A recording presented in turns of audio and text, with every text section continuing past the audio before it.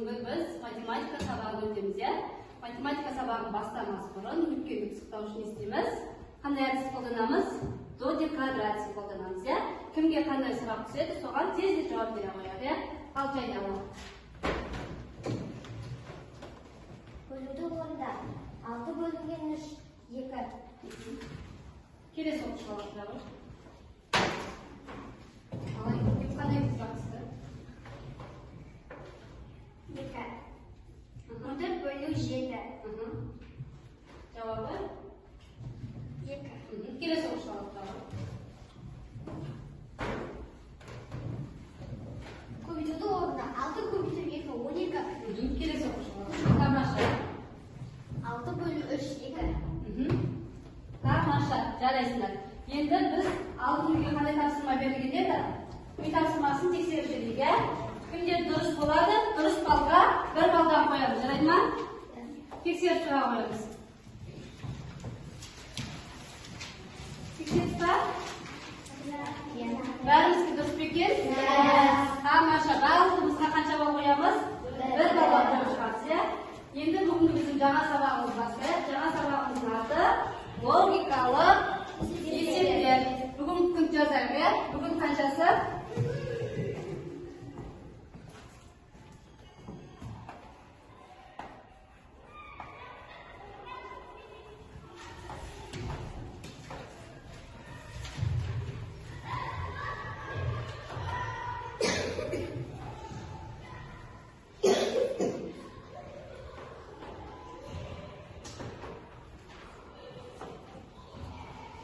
Кәлеге балық болуыңыздар шай, бірінші есепке қарай.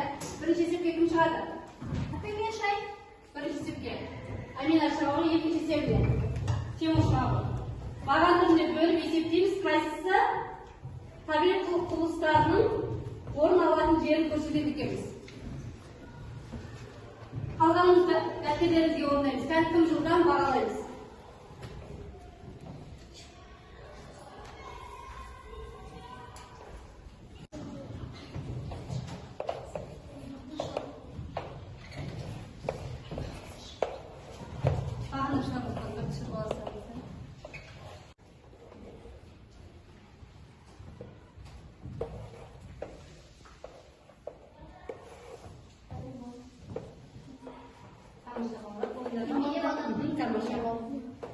Дұрыстығын тексереміз, дұрыс болса 1 балдан қойып шығамыз. Есептеріміз дұрыс болса. Әрқайсысына 1 балдан қоямыз. Келесі тапсырмаға көшейік. Кім тақтаға қолын жылжытпай 5 бұрыш салып береді? Амина келеді. Арт тақтаға біреуін, бер тақтаға. Аяғын келеді. Бер жағын Айкөкем келеді. Тақтым, бер жағын тақтамыз Ахмет және келеді. Тағы қалғандарын шығамыз. Қолымызды жылжытпаймыз, 5 бұрыш саламыз. Қол қимылдап кетпеу керек, балалар. 5 бұрыш па? Аминамыз ұқсамай қалды, иә? Айкөкемдікі келеді, иә? Жәниямыздікі. Тамаша. Ахмет. Тамаша. Жарайсыңдар. Айша келауы, Амина келауы.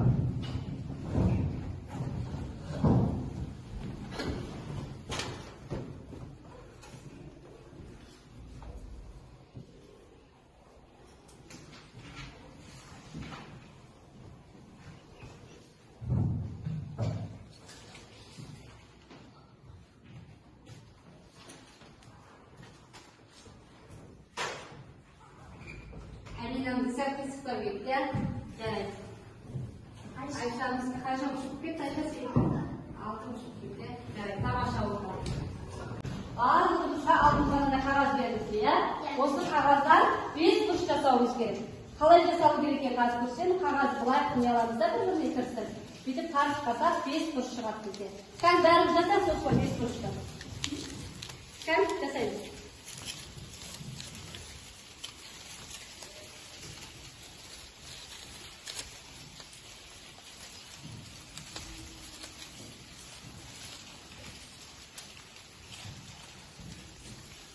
Тамаша жасадық па? Ой, аяғы тамаша. Ахмет тамаша. Айнам көзінде тамаша. Тимур молодец, жарайсың. Жарайсыңдар. Барлығын қолдарынан келді, я? Қоя қоя, жасап болсақ. Болқа жасап барыңыз. Әбіл мазы сек шықпайды ма?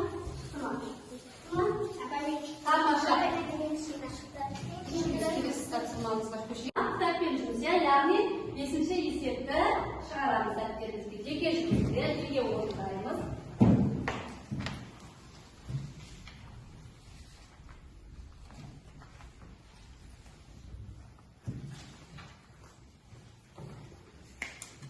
Орындап болғанымыз, не істейміз? Айтамыз, я?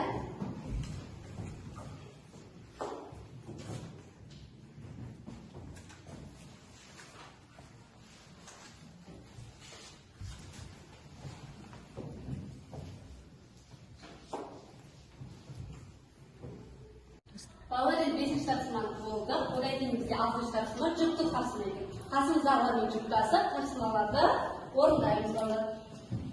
Жүктасып орындаймыз. Қасымдағы жүктармен жүктасып орындаймыз.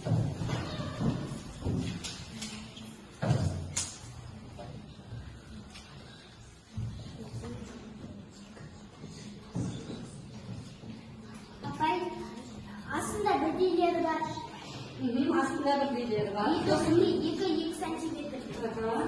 Бірінші фигурасы қандай? Бірінші фигурасы ұзын ба, қысқа ма? Апай, біз тақырыбына үшеуі де білмеген. Үшеуі де бір. Келесі бізде балалар топтық жұмыс. Топтық жұмыста не істейміз? Бір-бірімізбен бірге отырып, тапсырмаларды орындаймыз, я? Осы мен сіздерге қазір нәтижелер беремін. Осыны пайдалана отырып, 5 шаш шығатындай өзгертеміз қазір. Сіздерді алдарыңа сұрап беремін. Содан тек екеуін қимылдату арқылы ғана не істейміз? 5 шашы шығарамыз. Тапқанымыз не істейміз? Қол шапалақтаймыз, я? Тек екеуін жылжыту арқылы ғана шығарамыз.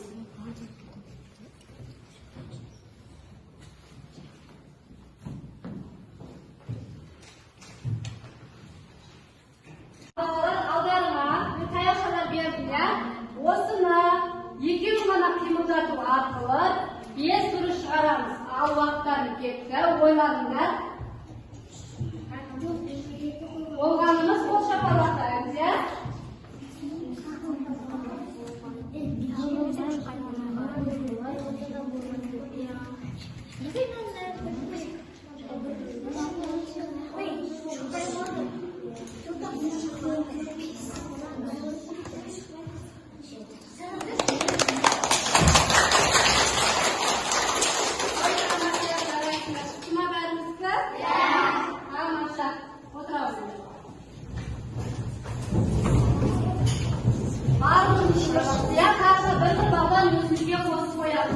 Соғызға балымыздың қанша болғанын айтамыз, жарай ма? Үйге тапсырма, үйге 9 тапсырманы алып аламыз. Өзіміз қағаздардан кеңгірудің күшінің істейміз, жасап келеміз, жарай ма? Үй тапсырмасын мұқият белгілеп аламыз. Ал балалар енді кері байлар жасап жүрейік, я? Кім кімді қалай бағалайтынын, сабақта қалай отырғанын бағалап жүрейік, я? Ал Нарла Жәнияны бағалап жүрейік. Қанша баға қоясың сабағына? Мен Жәния сабағына 10-нан қоямын. Себебі ол жұмыс оқиды. Және ұқты. Аминаны бағалап жүрсің. Амина бұл сабақта ұқты болды, және сөйлемей тыныш отырды, және апайдың айтқанын дұрыстап түсінді. Сондықтан мен оған 10-нан 10 деген балл беремін. Тамаша. Ал Амина? Мен жасымды бағаласам, ол сабақта тыныш отырды, және бүкіл есептерді дұрыс шығарды. Мен оған 10-нан 10 деген баға қоямын.